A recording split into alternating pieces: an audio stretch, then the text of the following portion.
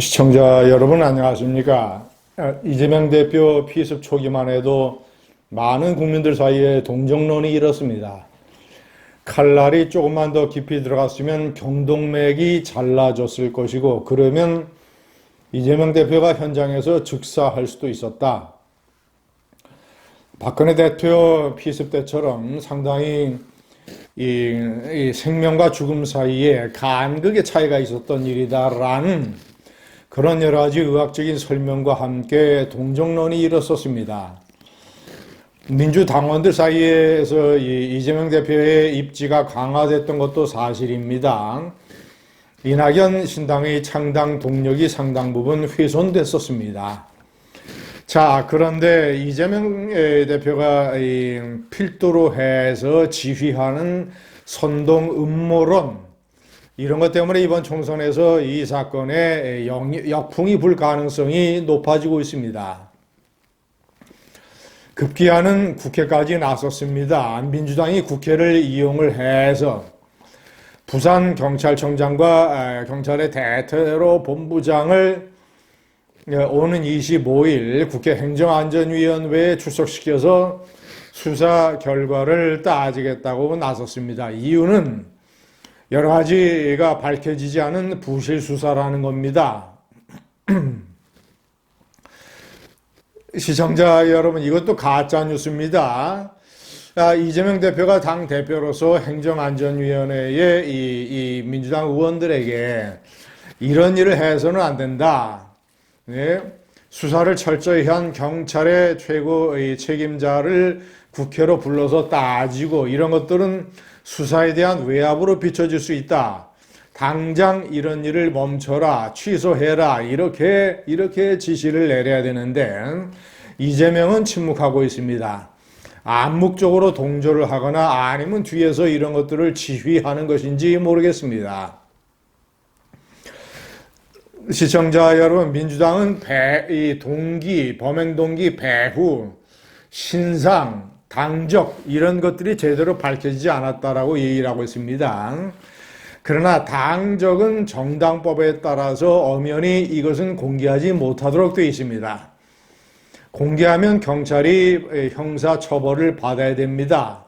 신상은 신상 정보 공개를 결정하는 위원회에서 자, 이것은 공개할 만한 요건에 해당되지 않는다 라는 판단을 해서 공개를 하지 않게 된 것입니다.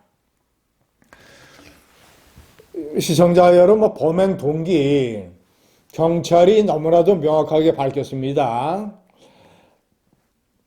피의자는 이 대표에 대한 재판이 연기되는 등 제대로 처벌하지 않는 것 같다는 생각에 불만을 품었다. 곧 있을 총선에서 피해자가 특정 세력에게 공천을 줘 다수의 의석수를 확보하지 못하도록 하겠다는 의도였다. 자, 그리고 이 사이코패스도 아니고 정신병자도 아니고 그저 자신의 정적인 신념에 따라 행동을 한 확신범이다. 이런 취지로 밝혔습니다. 범행의 동기와 그리고 배후가 없다라는 것도 수사를 해서 밝혔습니다. 자, 그리고 지난해 4월부터 범행을 하기로 결심하고 치밀하게 범행을 준비했다. 지난해 4월에 인터넷으로 구입한 흉기를 개조했고 이 대표를 쫓아다니는 동안 흉기를 소지했다. 5번 쫓아다녔고 6번째에 범행을 저질렀다. 아니, 이 정도로 명확하게 밝혔으면 많은 국민들은 피의자가 왜 범행을 저질렀으며 어떠한 방법으로 했으며 이 정도라면 배후가 없다라는 경찰의 발표를 충분히 믿고 있을 것입니다. 그런데도 불러다가 국회 증언감정법에 따르면 증인으로 채택이 됐는데 특별한 이 사유 없이 불출석하게 되면 징역 3년 이하의 징역에 처하게 될 수 있습니다.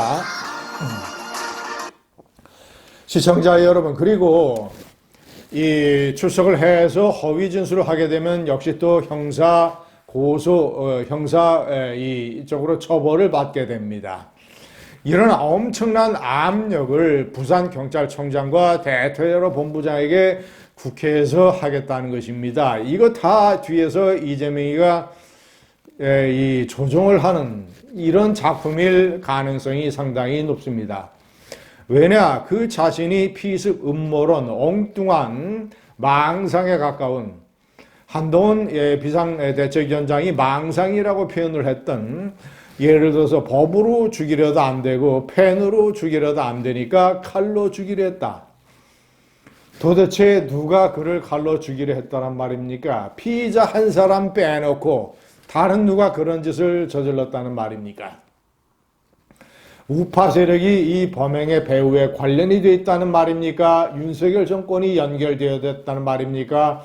국민의힘이 피의자를 부추겼다는 말입니까?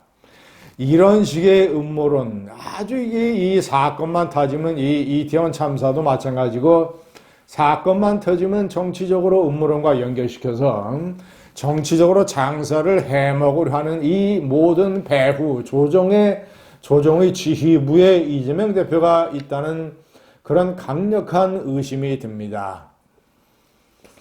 시청자 여러분, 그도 그럴 것이 이재명 대표는 아직까지도 자신이 부산대 병원에서 자신이 평상시에 얘기하는 지방균형 발전론에 따르면 부산대 병원에서 전문의가 17명이나 있는 아시아 최고의 외상센터 부산대 병원에서 부산대 병원의 권유에 따라서 응급수술을 받아야 했었음에도 불구하고 그저 서울대병원, 이 대한민국에서 이 외형상 최고 랭킹의 병원에 가서 내가 제일 야당의 대표인데 거기에 가서 일종의 피습정치, 병상정치를 해야 되겠다.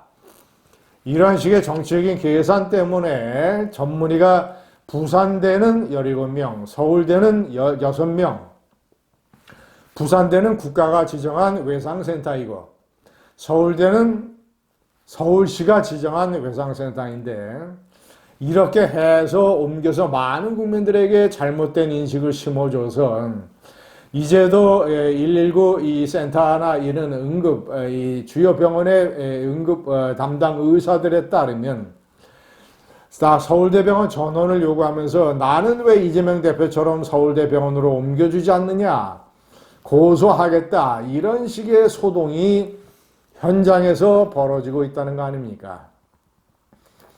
그런데도 퇴원하고 나서 자신이 부산대병원을 외면하고 서울대병원으로 이 전원을 하게 돼서 많은 후유증을 남긴 것에 대해서 대국민 사과를 아직까지 하지 않고 있습니다. 그러면서 이 칼로 나를 죽이려 했다라고 윤석열 정권과 관련된 음모론이 있는 것처럼 또 이렇게 선동을 해대고 있습니다.